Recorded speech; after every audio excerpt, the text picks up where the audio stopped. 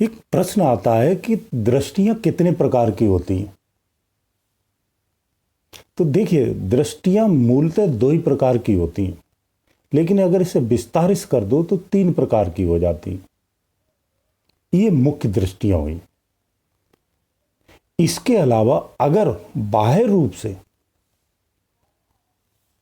दृष्टियों का विवरण करें तो जितने विचार उतनी दृष्टियां, लेकिन वो मुख्य दृष्टियां नहीं होती। मुख्य दृष्टियां तीन ही होती हैं। उससे भी अगर करीब कहा जाए तो मुख्य दृष्टियां दो ही होती हैं, एक आंतरिक और दूसरी बाहरी। बाहरी दृष्टि किसे कहते हैं? जिससे हम संसार देखते हैं, संसार के पदार्थों को देखते हैं, जिससे हम स्वयं को देख रहे हैं, इसे हम बाहरी दृष्टि कहते हैं। इस दृष्टि की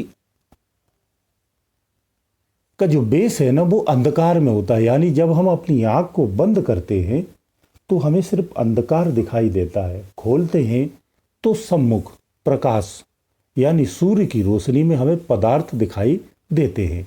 परंतु जब सूर्य की रोशनी नहीं रहती है तो इसे काला काला सिर्फ दिखता है और कुछ नहीं दिखता है। ये बहुत ही तुच्छ और बहुत ही छोटी और सीमित दृष्टि होती है। ये एक स्थान से दूसरे स्थान तक कुछ सीमा तक ही देख सकती है, इसके अलावा नहीं देख सकती। इसकी क्षमता अधिक नहीं होती है और ये केवल उजाले में ही देख सकती है। परंतु जो आंतरिक दृष्टि होती है, उस दृष्टि में असीम शक्ति होती है। उसकी जो क्षमता है वो असीमित होती है। वो एक स्थान से आप किसी भी योजन तक एक क्षण में देख सकते हैं, सदृश्य देख सकते हैं। उसे हम आंतरिक दृष्टि या सूक्ष्म दृष्टि भी कहते हैं। तो इस सूक्ष्म दृष्टि में दो चीजें आती हैं।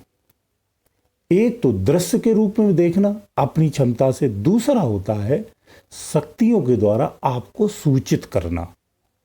ये तांत्रिक करते हैं इसे। तांत्रिकों के पास जो दिव्य दृष्टि होती है, दरअसल वो उनके पास दिव्य दृष्टि नहीं होती, दिव्य शक्तियां होती हैं जिन्हें वो जागृत कर लेते हैं मंत्र के उच्चारण से। फिर वो शक्तियों को आदेश जिस स्थान का देते हैं, उस स्थान या वस्तु या प्राणी के बारे में विस्तार से विवरण कान में बता देते हैं या मन के द्वारा भी मन में बात करके बता देते हैं। वो शक्तियों के द्वारा होता है तो उसे दृष्टि के रूप में ही कहा जाता है कि दिव्य दृष्टि, परंतु वो दिव्य दृष्टि नहीं होती है। दिव्य दृष्टि तो वो होती है जो दृष्टि आपकी स्वयं की दृष्टि, जिसे आप अपनी साधना से उसे जगा लेते हो और स्वयं की दृष्टि से योजनों तक आप एक स्थान से बैठ करके सदृश्य देख सकते हैं। उसे हम दिव्य दृष्टि कहते हैं, सूक्ष्म दृष्टि कहते हैं। सूक्ष्म से सूक्ष्म, अति सूक्ष्म को भी आप सदृश्य देख सकते हैं, इसीलिए उसे हम सूक्ष्म दृष्टि कहते हैं। तो मुख्य रूप से एक बाहरी दृष्टि, एक आंतरिक दृष्टि, दृष्टियां दो ही होती हैं। सूक्ष्म दृष्टि दरअसल एक दूसरी भाषा में अगर कहूं तो शरीर के अंदर झांकने की दृष्टि होती, यानी अदृश्य सत्ता जो परमात्मा के द्वारा रची हुई सूक्ष्म सत्ता है, जो उस सत्ता को देखना, पहचानना और समझना, उस सत्ता के लिए अपने आप को समर्पित करने की भावना से जो साधक साधना करते हैं, वो इसी दृष्टि से आगे बढ़ते हैं और उस विज्ञान को, उस सत्ता को, उस परम आनंद को अनुभव करते हैं, सदृश्य देखते भी हैं। उन सूक्ष्म दृष्टियों को, सूक्ष्म शक्तियों को, सूक्ष्म विज्ञान को, उनकी चराचर सत्ता को विधिवत देखते हैं। वो किससे देखते हैं? सूक्ष्म दृष्टि से देखते हैं। तो वो एक झरोका है। ये सूक्ष्म दृष्टि होती कहाँ है? त्रिकुटी पे होती, सबको पता होता है।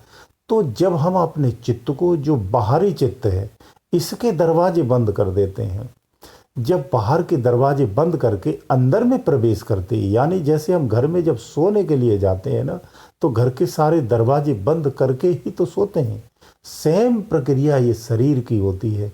हमने बाहर की दृष्टि सब बंद कर देते हैं, बाहर के दरवाजे बंद कर दिए, यानी आँख को बंद कर दिया।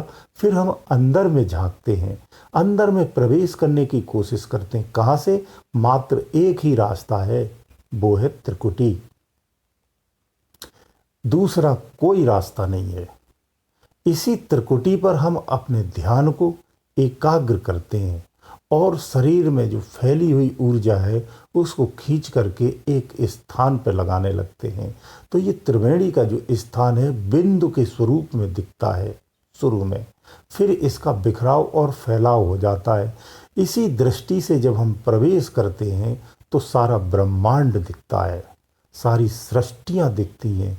भिन्न भिन्न प्रकार की सृष्टियों का आप सदृश्य आनंद लेंगे और देखेंगे और ज्ञान प्राप्त करेंगे। तो इसी त्रिकुटी से प्रवेश करना होता है। इसी को हम दिव्य दृष्टि कहते हैं। कुछ लोग मंत्र के द्वारा इस दिव्य दृष्टि को जगाने का प्रयास करते हैं, वो तांत्रिकों का काम होता है।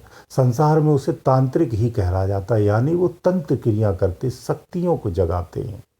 उससे वो शक्तियाँ जागती हैं और वो शक्तियाँ जाग करके इनके आदेश पर वो सारा दृष्टांत बताती हैं। बाह्य दृष्टि तो आप देख ही रहे, जो संसार को देखते हो, पदार्थों को देखते हो, ये बाह्य दृष्टि होती है।